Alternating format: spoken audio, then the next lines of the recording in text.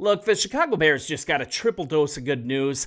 I am back. I've been handling a pretty pressing family issue over this last week, but I'm back now covering the Chicago Bears on the daily for you. Thanks for being here. And this good news is stemming from something a little different than what we normally talk about here. It's from the recent schedule release. And this new Dennis Allen defense, it's already getting a ton of help regarding the quarterbacks that they're going to be facing, and I want to break this down. And also, this is too fun not to cover, you guys. Look, the new Pope was just given a Chicago Bears jersey. I absolutely love this. Guys, is it possible that he might rock a Bears jersey at some point, being the head of the Catholic Church? I mean, that's doubtful. It's a funny thought. I'm going to cover this later in this video.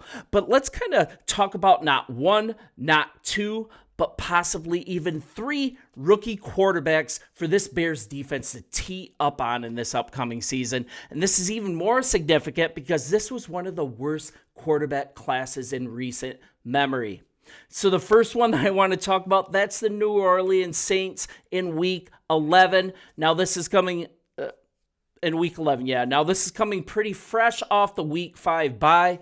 Derek Carr, he's decided to retire. So we're looking at going against a quarterback room of rookie Tyler Shough, Spencer Rattler, and Jake Hayner. Now, this is looking right now is coming down to Rattler or Shough for the purposes of this video. Let's say the winner is Shough. We've already seen Rattler as a starter, and it wasn't pretty, right? So the thing with Shough, the guy is already 25 years old. Adam Holt shared the following.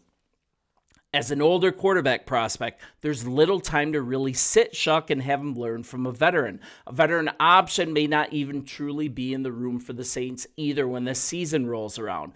I expect Shough to have a chance to start immediately for New Orleans, given he's the final addition to the quarterback room this offseason. And if you kind of look at this in a little broader view, this will be the fourth different quarterback to play against the Bears since 2019. That stat is courtesy of A to Z Sports. And there's also the fun revenge angle, right? Defensive coordinator Dennis Allen, he was just let go of as their head coach last year. He's going to put the pedal down aggressively in this game. Absolutely cannot wait. And that's a really good point from Holt on A to Z Sports.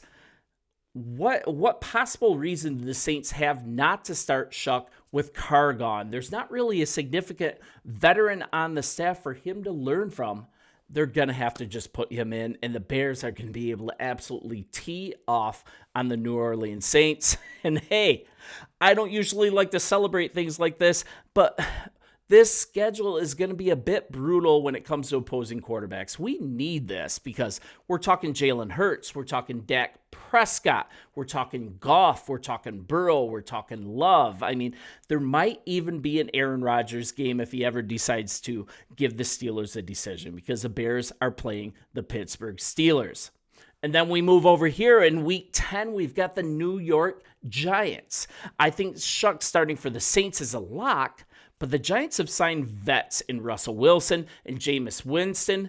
It kind of looked like they were just going to coast through this draft, wait until 2026 when there are better quarterbacks available. But then they did something unexpected, right? They reached back into the first round. They spent capital to do it as well. And they come up with Jackson Dart. I mean, by Week 10, this guy could very well be starting, but with the head coach and the GM wanting to keep their jobs, their hands might be forced by putting him on the field, choosing to go with a rookie. I mean, they have to prove that their draft decision on Dart, that it was the right one. Personally, I think Dart has Kenny Pickett written all over him, and Destin Adams had this to say. A commonly used practice across the league has been to give rookies the chance to start following the team's bye week that season. The Giants' bye week is scheduled for Week 14. That's way after they play the Bears. And the team has 4 games remaining after. That stretch will be super difficult with games against Washington, Minnesota, the Raiders. Is that really that hard? The Cowboys. But it would allow Dart to get 4 games under his belt ahead of the 2025 season. But if we're being honest, the Giants could very well be out of playoff contention by this point. So giving Dart reps to help prepare him for 2026 and hopefully boost his confidence as an NFL QB could go a long way toward his development, and he could actually get placed into the game earlier in the season than week 14. So if you toss Dart in as a starter here, and the Bears have an absolute layup with the defense that's going to have the ability to pressure the quarterback this year, and also to complement an aggressive and opportunistic secondary. Yeah, that's right. I'm feeling really optimistic about this defense, and I think rightfully so with all the changes made, and with Dennis Allen having this aggressive scheme in store for opposing quarterbacks. Absolutely tee off on Jackson Dart. And now we get to another team. Let's talk about the Cleveland Browns. Do the Cleveland Browns really have a plan here? Part of their plan is playing the Chicago Bears. They have to, and the Bears should have plenty to exploit in week 15. Cleveland's looking at 2 rookies added to the team. Absolutely from left field addition in Dylan Gabriel in the 3rd round, which is a crazy reach in my opinion. And then they stopped Shadur Sanders sliding further in the draft.